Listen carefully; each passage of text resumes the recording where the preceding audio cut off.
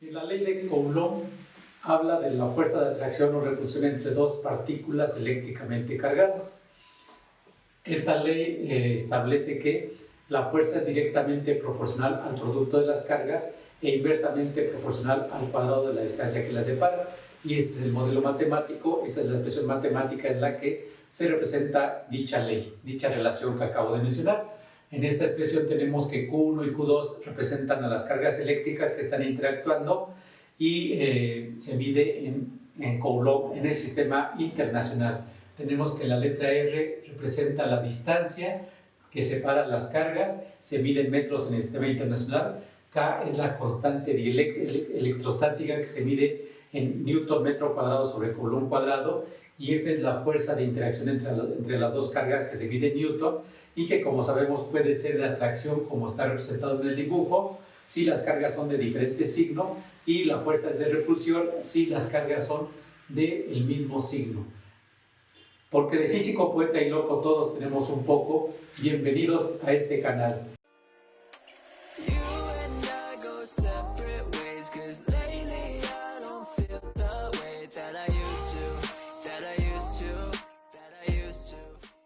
El día de hoy vamos a hacer problemas de aplicación de la ley de Coulomb y continuamos con un primer ejemplo que dice, una situación general, que dice que para cada una de las siguientes situaciones queremos hallar la fuerza resultante en módulo dirección sobre la carga Q3 debido a las otras dos cargas Q1 y Q2.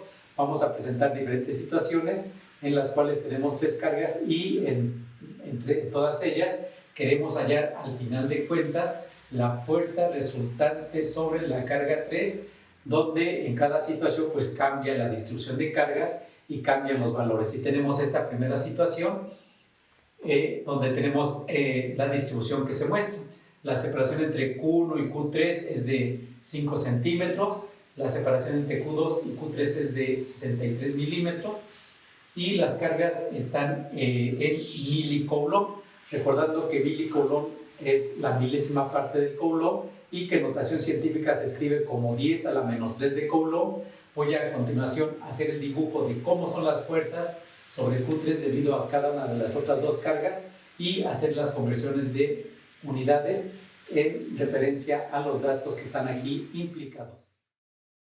Bien, entonces ya hice aquí el dibujo de las fuerzas, el dibujo de nuestra escala, pero vemos que entre las cargas Q1 y Q3 existe una fuerza de atracción porque son cargas de diferente signo.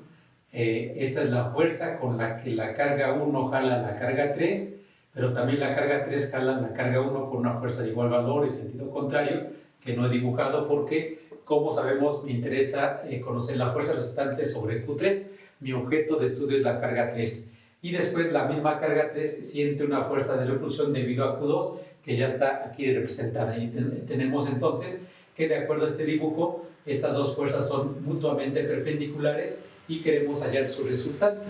Bien, el otro paso que ya hice es hacer la conversión. Los valores de las cargas aquí están. Tengo que Q1 vale menos 3 milicoulomb. Recordamos que mili es el prefijo que significa la milésima parte de algo y que en potencia de 10 se representa como 10 a la menos 3.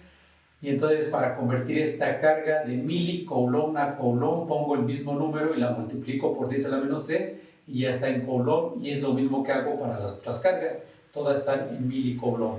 Tenemos que la distancia entre la carga 1 y 3 es de 5 centímetros. 5 centímetros lo convierto a metros y queda como 0.05 metros en decimales, o es 5 por 10 a la menos 2 metros en notación científica. 63 milímetros, pues es 0.063, se divide entre 1000 y lo pongo en decimales, y aquí ya está en metros y aquí está también en metros, pero en notación científica. Ya están ahí mis datos con las conversiones correspondientes y voy a calcular el valor de las fuerzas con el modelo matemático de la ley de Coulomb. Entonces le llamé F1 a la fuerza que la carga 1 ejerce sobre la carga 3 y llamé F2 a la fuerza que la carga 2 ejerce sobre la carga 3. Bien, entonces procedemos a calcular el valor de las fuerzas en base al modelo matemático de la ley de Coulomb, y tenemos que la fuerza 1 sería la constante K por la carga 1 por la carga 3, que es común, entre las distancias, la distancia entre las cargas 1 y 3 precisamente, y esta distancia va al cuadrado. Hago la sustitución de valores, ya tenemos todo dispuesto, y tenemos entonces que Q1 vale 3 por 10 a la menos 3 Coulomb. Recalcamos que aunque la carga es negativa, en la ley de Coulomb la ponemos en valor absoluto, es decir, positiva, su valor positivo. La carga 3 vale 12.5 por 10 a la menos 3 Coulomb, y pues ahí la constante K pues la podemos poner al inicio, al final no importa, vale 9 por 10 a la 9 Newton metro cuadrado sobre Coulomb cuadrado, sobre la distancia entre estas cargas es de 0.05 metros y va elevado al cuadrado. Hacemos el producto de los tres números del numerador, los tres factores del numerador, y nos da 3.38 por 10 a la 5. 3.38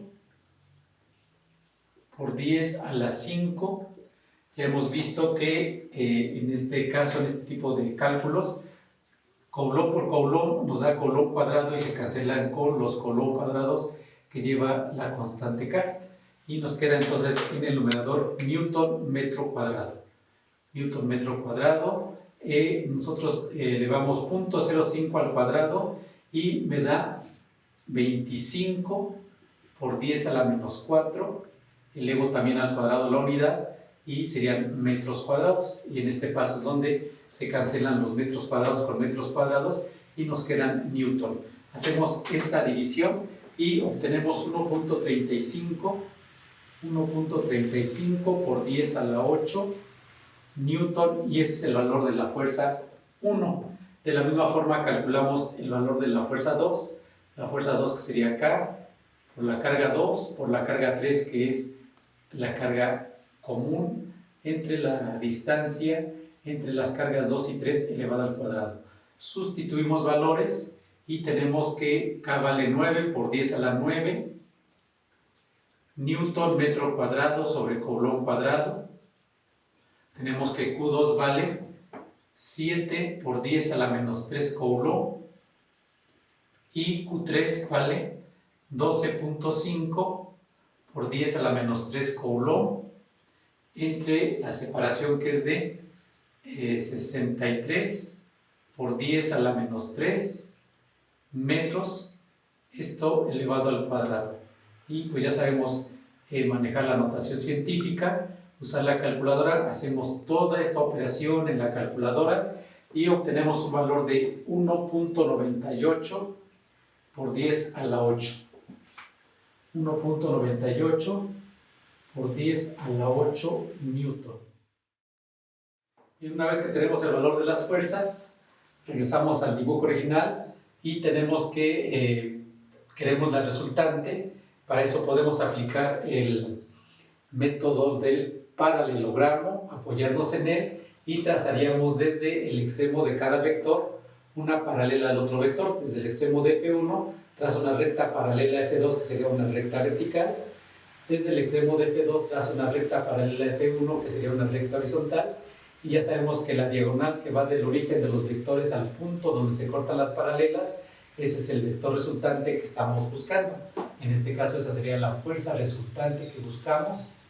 Y pues nos damos cuenta, como ya hemos visto en otros casos, que se nos forma este triángulo rectángulo, del cual conozco F1, que es un cateto, y la fuerza 1, conozco la fuerza 2, que viene siendo el otro cateto, y me faltaría la hipotenusa de este triángulo rectángulo que se ha obtenido en esta construcción. Y pues como es un triángulo rectángulo, aplicamos el teorema de Pitágoras para conocer dicha hipotenusa. Entonces la aplicación de este teorema de Pitágoras me quedaría de la siguiente manera. Tengo que la hipotenusa, que es la fuerza resultante, es la raíz cuadrada de la suma de los cuadrados de los catetos, y sería lo siguiente. Ahí está, este sería el teorema de Pitágoras aplicado a ese triángulo rectángulo, y el cual me va a dar el módulo de la fuerza resultante que buscamos. Y pues procedemos a hacer la sustitución de valores. F1 vale 1.35 por 10 a la 8 newton, lo elevo al cuadrado, más F2 que vale 1.98 por 10 a la 8 newton y va elevado al cuadrado. Hay que hacer esta operación con la calculadora y obtenemos 2.40 por 10 a la 8, 2.40 por 10 a la 8 newton, que sería el valor de la fuerza resultante. Y finalmente nos falta la dirección del vector fuerza resultante, pero empezamos conociendo este ángulo interior del triángulo rectángulo que le llamamos θ' y que ya sabemos que de acuerdo a nuestros temas de vectores, θ' se calcula con la fórmula tangente a la menos 1 del vector que está en Y, que en este caso es F2, entre el vector que está en X, que en este problema corresponde a F1. Hacemos esta operación que me quedaría tangente a la menos 1 de F2 que vale 1.98, no pongo el 10 a la 8 porque se va a cancelar, entre 1.35. Si no tuvieran la misma potencia de 10, sí tendría que poner completo el número, pero en este caso con esto es suficiente. Hacemos esta operación con la calculadora y eso nos da 55.71 grados. 55.71 grados, pero sabemos que esto todavía no es la dirección. Este es un ángulo interior del triángulo rectángulo. La dirección la medimos a partir del semieje X positivo y sería este ángulo θ, y nos acordamos que hay que hacer lo que llamamos ajuste o corrección de ángulo, donde la dirección del vector sería 180 grados menos θ'.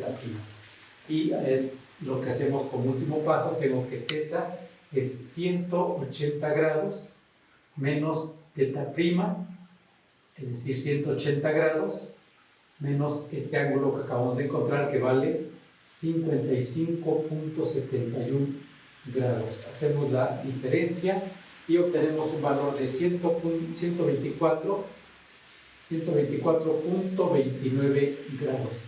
Y con eso hemos concluido. Ya nada más ponemos a nuestro vector de forma completa en notación polar como el vector fuerza resultante tiene un módulo de 2.40 por 10 a la 8 newton y tiene una dirección de 124.29 grados. 29 grados, y con eso hemos resuelto el problema de encontrar la fuerza resultante sobre la carga 3 en esa distribución de cargas. Bien, tenemos un segundo caso en el cual recordamos que tenemos diferentes cargas, diferentes distribuciones de cargas, y queremos encontrar a final de cuentas la fuerza resultante sobre la carga 3, que en este caso es esta de menos 17 nanocoulomb. Recordamos que el prefijo, la letra N representa el prefijo nano, coulomb representa y significa o tiene el valor de la 1000.000.000ª parte de algo, en este caso de coulomb, y que en potencia de 10 equivale a 10 a la menos 9. Y vemos que estas dos cargas se están rechazando. Voy a dibujar la fuerza que Q3 siente debido a Q2 y la fuerza que Q3 siente debido a Q1, que sería una fuerza de atracción. A continuación hago el dibujo correspondiente. Bien, aquí están las fuerzas ya indicadas. Como sabemos, estas dos cargas son del mismo signo. Existe entre ellas una fuerza de repulsión, que en este caso sobre la carga 3 es esta llamada F2. Estas dos cargas son de signo contrario, por lo tanto Q1 atrae a Q3 y por eso están así dibujadas esas fuerzas. Vamos a calcular el valor de las fuerzas F1, el valor de la fuerza F2, y para calcular F1 necesito conocer R, que es la distancia entre la carga 1 y la carga 3, que no conozco, pero como tenemos aquí un triángulo rectángulo, aplicamos el teorema de Pitágoras para conocer esa R, que viene siendo una hipotenusa y que la calcularía así. R es la raíz cuadrada de, que sería 80 milímetros elevado al cuadrado, más 60 milímetros elevado al cuadrado, es la suma de los cuadrados de los catetos, y pues hacemos esta operación con la calculadora y esto nos va a dar 100 milímetros. 100 milímetros, que si lo pongo en metros, esto equivale a 0.1 metros. Ya tengo mi distancia, ya puedo calcular entonces el valor de la fuerza 1, que lo haría a través de la siguiente expresión, que no es otra cosa más que el modelo matemático de la ley de Coulomb, que sería la constante K por la carga 1 por la carga 3 entre la distancia que acabamos de encontrar, que es la distancia R elevada al cuadrado, es la distancia entre las cargas 1 y 3. Sustituyo y tendría aquí 9 por 10 a la 9 Newton metro cuadrado sobre Coulomb cuadrado por la carga 1, que vale 12 nanocoulomb, y 12 nanocoulomb lo convierto a coulomb y lo escribo como 12 por 10 a la menos 9, y ya está en coulomb. Nano ya sabemos que corresponde a la potencia de 10 a la menos 9. Y luego entonces pongo Q3, que valdría 17 por 10 a la menos 9 coulomb. Reiteramos que no se pone el signo, estamos trabajando con las cargas exclusivamente en valor absoluto. Y la distancia es 0.1 metros elevado al cuadrado. Hacemos esta operación con la calculadora y obtenemos para F1 un valor de 183.6 por 10 a la menos 6 newton. Ya tengo el valor de la fuerza 1. Calculo de la misma forma la fuerza 2 y tendría que es la constante K por la carga 2 por la carga 3 sobre la distancia entre las cargas 2 y 3 elevada al cuadrado. Sustituyo valores y la constante K, pues siempre que no nos digan otra cosa, usamos la constante K para el aire vacío, que tiene un valor de 9 por 10 a la 9 Newton metro cuadrado sobre Coulomb cuadrado. Tenemos que la carga 2 tiene un valor de 9 por 10 a la 9 a la menos 9 Coulomb. Ya convertí de nanocoulomb a milicoulomb. Y la carga 3 vale 17 por 10 a la menos 9 coulomb. Otra vez sin signo. Aquí estamos repasando esta parte donde si tengo una carga negativa, en la fórmula se pone positiva, se pone en valor absoluto, y vemos que la distancia entre las cargas 2 y 3 es de 80 milímetros. Lo convierto a metros dividiendo entre 1000 y eso me da 0.08 o 0.080 metros y va elevado al cuadrado. Hacemos la operación y nos da 215.15 por 10 a la menos 6 newton.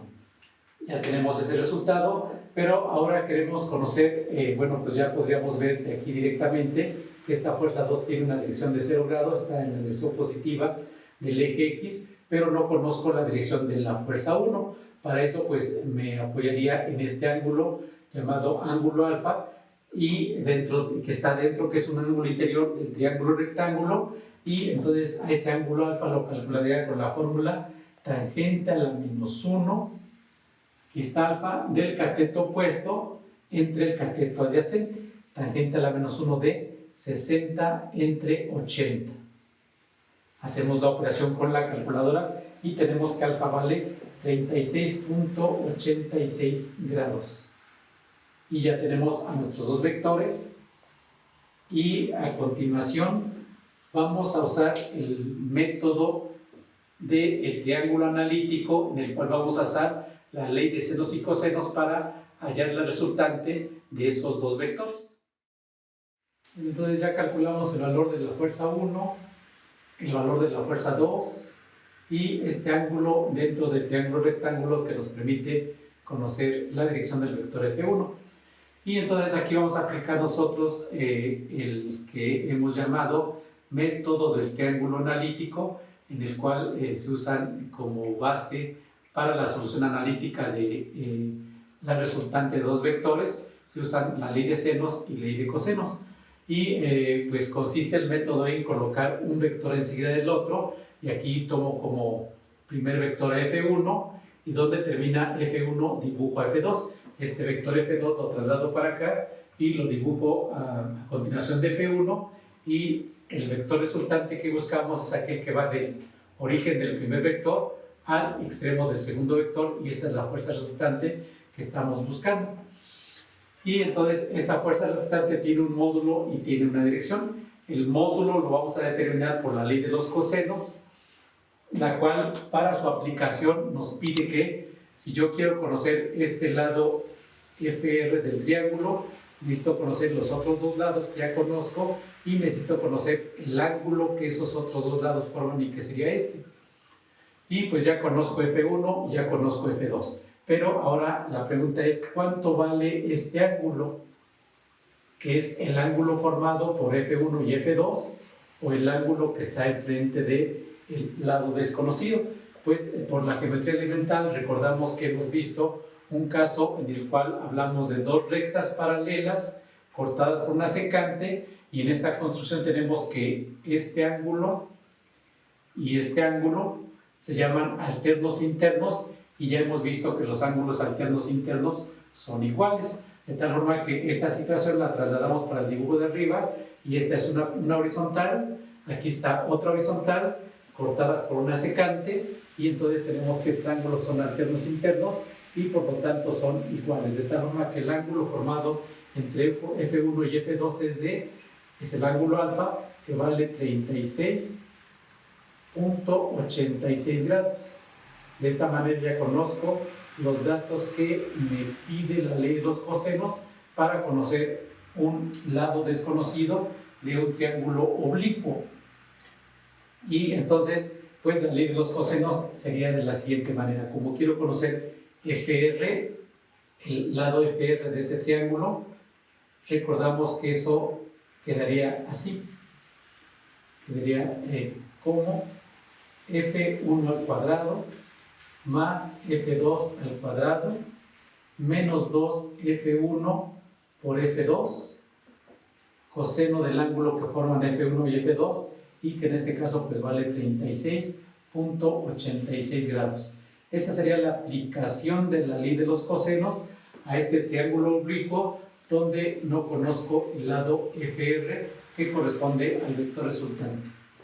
Sustituimos y nos quedaría así. Tengo que FR es la raíz cuadrada de F1 al cuadrado, que vale 183.6 por 10 a la menos 6 newton al cuadrado, más F2 que vale 215.15 por 10 a la menos 6 newton va al cuadrado, menos 2 por F1, sustituimos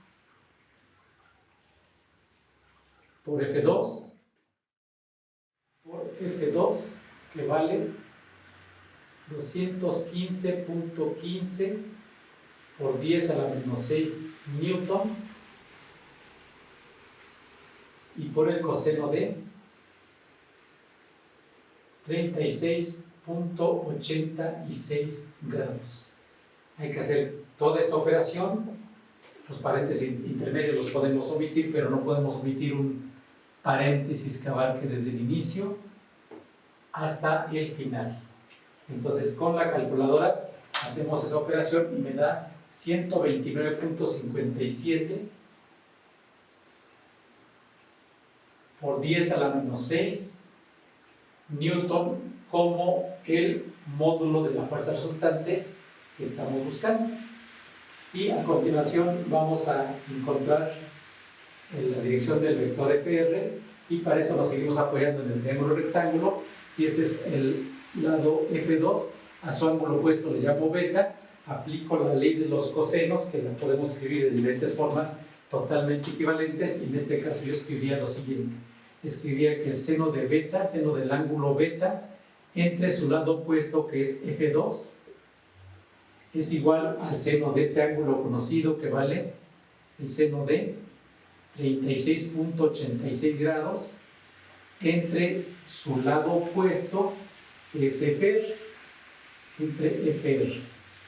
De aquí debemos despejar al seno de beta y tendríamos que el seno de beta es igual a este F2 que está dividiendo, lo paso multiplicando y me queda F2 por el seno de 36.86 grados entre FR. Sustituimos y esto es F2 que vale 215.15 por 10 a la menos 6 newton, es CB2 por el seno de 36.86 grados sobre FR que vale 129.57 por 10 a la menos 6 newton. Se cancela el 10 a la menos 6, se cancelan los newton y hay que hacer esa operación. Con la calculadora hacemos esa operación y tendríamos que el seno de beta nos da un valor de 0.9960. 0.9960 sin unidades. Pero yo no quiero el seno de beta, quiero el ángulo beta y tenemos entonces que beta es el seno a la menos 1 de este número, 0.9960. Hacemos la operación, siempre apoyándonos con la calculadora y tenemos que el valor de beta vale 84.87 grados. 84.87 grados. Ya tengo beta, ya tenemos aquí el ángulo, el módulo del vector resultante, y ya tengo beta, pero todavía no acabamos. Beta aún no es la dirección. La dirección del vector fuerza resultante, pues sería este ángulo que le voy a llamar, θ. Lo marco acá y le llamo θ. Esa sería la dirección del vector FR en torno al lado positivo del eje X o al eje polar. Pero nos damos cuenta que si yo sumo θ más beta más alfa, eso me debe dar 180 grados y eso me va a permitir encontrar finalmente el valor de la dirección θ de ese vector resultante, y es lo que hacemos a continuación. Y hacemos aquí la operación y dijimos entonces que alfa más beta más θ corresponde a media vuelta de circunferencia en ese dibujo y equivale por lo tanto a 180 grados. De aquí despejamos θ y tendremos que θ es igual a 180 grados menos alfa menos beta, con los valores correspondientes de que alfa vale 36.86 grados, de que beta vale 84.87 grados. Hacemos esta operación y obtenemos un valor de 58.27 grados. 58.27 grados. Y ya concluimos, ya tenemos como resultado final, como conclusión, que la fuerza resultante es un vector que tiene un módulo de, aquí está, 129.57 por 10 a la menos 6 newton, y tiene una dirección o ángulo respecto a la horizontal de 58.27 grados. Y bueno, pues aquí estamos nosotros practicando nuestros diferentes métodos para hallar la resultante de dos vectores que son los que obtuvimos en este problema. Y así se acaba este ejemplo, este problema de electrostática. Y tenemos una tercera situación en la cual nuevamente queremos la fuerza resultante sobre la carga 3, que es negativa y que está en el vértice superior de ese triángulo que tiene ciertas dimensiones. Y entonces pues empezamos dibujando las fuerzas que actúan sobre la carga 3 debido a Q1 y debido a Q2. Bien, aquí están las fuerzas. Esta es la fuerza 1 porque Q1 y Q3 se están rechazando, entonces Q3 siente la fuerza de repulsión debido a Q1, la puse en azul, y tenemos que Q2 atrae a Q3 con esta fuerza que llama F2. Para calcular estas fuerzas, pues necesito conocer la distancia entre Q1 y Q3, que por el momento no conozco, y la distancia entre Q2 y Q3, que tampoco conozco, pero que tengo los elementos para conocerlo. También para después conocer la dirección de cada vector, pues me voy a apoyar en los ángulos alfa 1 y alfa 2, en estos dos triángulos rectángulos que tenemos en esta situación geométrica que se nos plantea. Entonces aquí tengo un triángulo rectángulo cuyos catetos son 6 centímetros, 8 centímetros, y puedo calcular la hipotenusa, que le he llamado R1, y sería así. Tengo que R1 sería la raíz cuadrada de, aplicando el teorema de Pitágoras, de 6 centímetros elevado al cuadrado más 8 centímetros que debo elevar al cuadrado. Hago esta operación y me da 10 centímetros. 10 centímetros que los voy a requerir en metros. 10 centímetros equivale a 0.1 metros, y ya conozco R1, que es la hipotenusa de este triángulo rectángulo de la izquierda, y a su vez es la distancia entre las cargas 1 y carga 3. Además puedo calcular alfa 1. Alfa 1, dado que tengo los catetos, aplico que la función tangente inversa, y alfa 1 es tangente a la menos 1 de 8 entre 6. De 8 centímetros entre 6 centímetros. Hacemos esta operación y obtenemos un valor de 53.13 grados. 53.13 grados. A continuación, calculo R2. Tengo aquí un triángulo rectángulo cuyos catetos son 8 centímetros y 3 centímetros, y quiero la hipotenusa de ese triángulo rectángulo que le hemos llamado R2, y sería de la siguiente manera. Tengo que R2 vale, o lo calculo a través de la raíz cuadrada de 8 centímetros elevado al cuadrado más 3 centímetros que elevo al cuadrado. Hago esa operación y obtengo un valor de 8.54 centímetros. 8.54 centímetros. De igual forma calculo alfa 2 con la función tangente a la menos 1, y tengo que tangente a la menos 1 para ese triángulo, pues recordamos que la tangente es el cateto opuesto entre el cateto adyacente, sería 8 entre 3 centímetros. Hacemos esa operación y tenemos que alfa 2 vale 69.49 grados.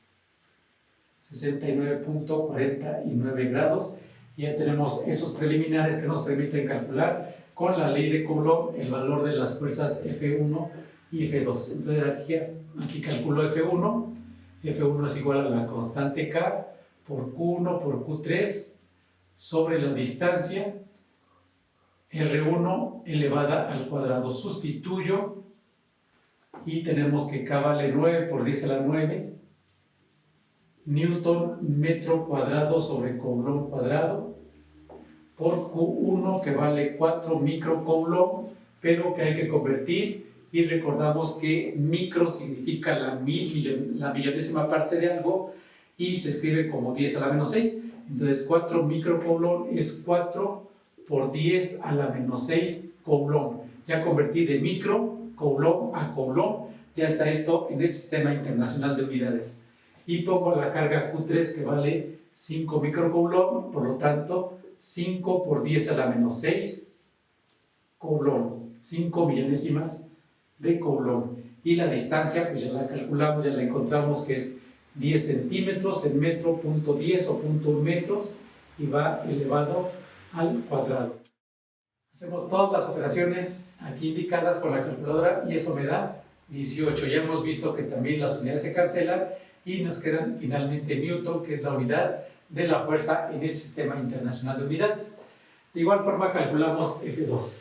Tenemos que F2 sería K por Q2 por Q3 sobre la distancia, en este caso R2, elevado al cuadrado. Ya tenemos todo, sustituimos, tengo 9 por 10 a la 9 Newton metro cuadrado sobre Coulomb cuadrado por la carga 2, que vale 6 por 10 a la menos 6 Coulomb, por la carga 3, que vale 5 por 10 a la menos 6 Coulomb, entre la distancia correspondiente, que es 8.54 centímetros, la convierto a metros y puedo poner 8.54 por 10 a la menos 2 metros. Aquí lo manejo en decimales, aquí lo manejo en notación científica. Es lo mismo, solamente son números escritos en forma diferente, y va al cuadrado. Hacemos esta operación y obtenemos un valor de 37 newton. Y ya tenemos entonces el valor de nuestras dos fuerzas.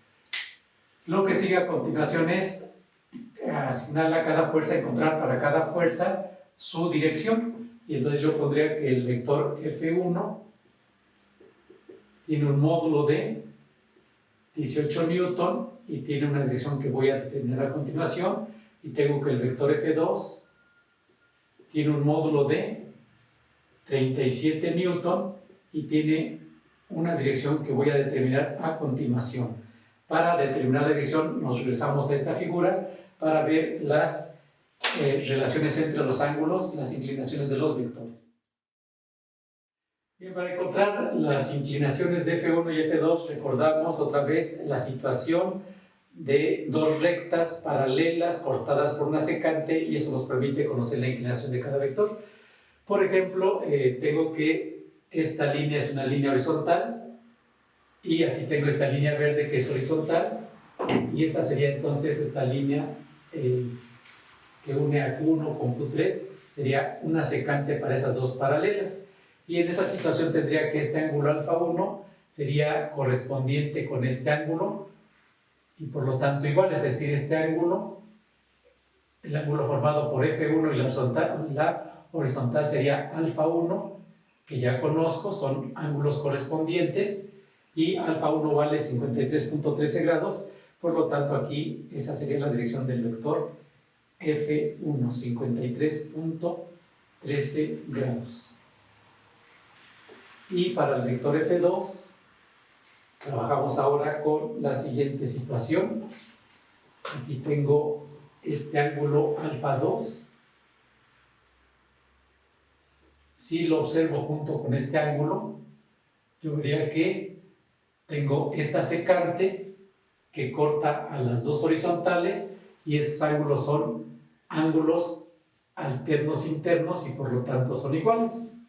Entonces este ángulo vale, alfa 2 vale 69.49 grados como ángulo, pero como dirección para el vector F2, esa sería una dirección negativa, porque estaríamos midiendo a partir del eje X positivo en sentido de las manecillas del reloj, y por lo tanto entonces la dirección de F2 sería menos 69.49 grados, y de esta manera pues ya conozco completamente a los vectores que voy a sumar o a los vectores para los cuales quiero hallar su resultante, lo cual vamos a hacer por el método de componentes rectangulares.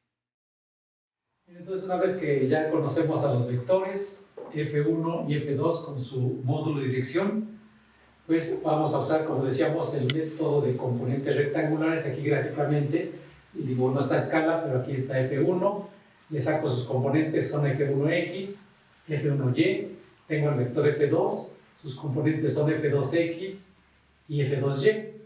Ahí están ya gráficamente representadas, y nos acordamos que analíticamente las componentes se encuentran con las fórmulas Fx es igual a F coseno de teta y Fy es igual a F seno de teta. Entonces es lo que vamos a hacer a continuación.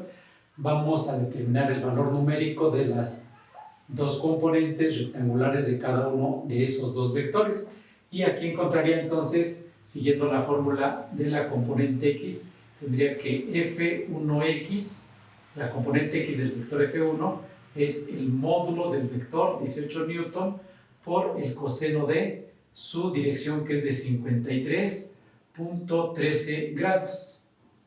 Hacemos esta operación y obtenemos que F1X, la componente X del vector F1, vale 10.80 newton. Ya tenemos una componente rectangular, que sería en el dibujo este vector horizontal azul hacia la derecha. Calculamos F1Y.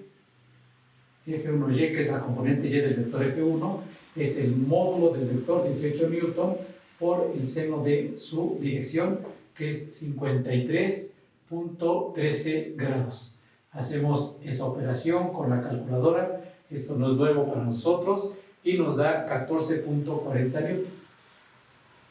14.40 newton. Y acabamos con las dos componentes del vector F1 y vamos con el vector F2. Tengo que F2x es el módulo del vector 37 newton por el coseno de su dirección, que es menos 69.49 grados.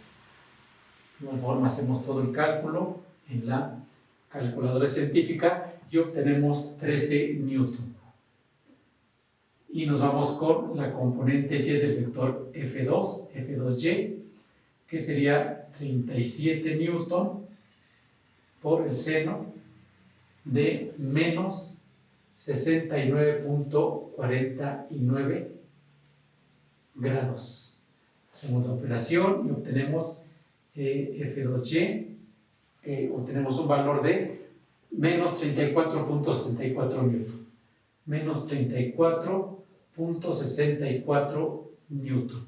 Es negativa porque la componente y del vector F2 apunta hacia abajo. ¿Qué sigue a continuación? Pues lo que sigue es sacar la resultante de los vectores que están en X, sacamos una resultante o hacemos una sumatoria, y de los vectores que están en Y sacamos una resultante o hacemos una sumatoria y escribimos que la suma de fuerzas en X, que sería F1X más F2X, pues nos da, en este caso son positivas, nos da 23.80 newton. La sumamos literalmente. Y sacamos de los dos vectores que están en Y una sumatoria de fuerzas en Y, que sería 14.40 menos 34.64 y obtenemos menos 19.76 newton. Y ya de las cuatro componentes resumimos a dos componentes que en el plano cartesiano quedarían de la siguiente manera. Bien, entonces, una vez que tenemos suma de fuerzas en X, suma de fuerzas en Y, las dibujamos para ver la ubicación de la resultante. Suma de fuerzas en X es positiva, por lo tanto va hacia la derecha. Suma de fuerzas en Y es negativa, va hacia abajo. Y hay que sacar ahora la resultante de estas dos componentes rectangulares. Y ya sabemos que pues, en este tipo de casos pues trazamos nuestro paralelogramo, que en este caso se resume en un rectángulo, y la diagonal es el vector resultante que estamos buscando, que sería esto. Esta sería el vector resultante de todo el sistema, al final de cuentas, donde queremos conocer su módulo y queremos conocer su dirección, identificado con este ángulo θ'P. Y como siempre trabajamos con el ángulo que está apoyado en el eje X, que sería con el ángulo y con el triángulo apoyado en el eje X, que sería este triángulo rectángulo. Aquí está el ángulo recto. Y bueno, ya sabemos que en este tipo de casos tenemos que suma de fuerzas en X y suma de fuerzas en Y vienen siendo los catetos del triángulo rectángulo y son valores conocidos. Y para conocer la resultante, que es a su vez la hipotenusa del triángulo, aplicamos el teorema de Pitágoras, que quedaría así. Tengo que la fuerza resultante en esta situación sería la raíz cuadrada de suma de fuerzas en X elevado al cuadrado más suma de fuerzas en Y elevado al cuadrado. Esa es la aplicación del teorema de Pitágoras para esta figura. Hacemos la sustitución de valores y tendríamos que esta es la raíz cuadrada de 23.80 newton elevado al cuadrado más menos 19.76 newton elevado al cuadrado. Hacemos esta operación y obtenemos un valor de 30.93 newton. 30.93 newton.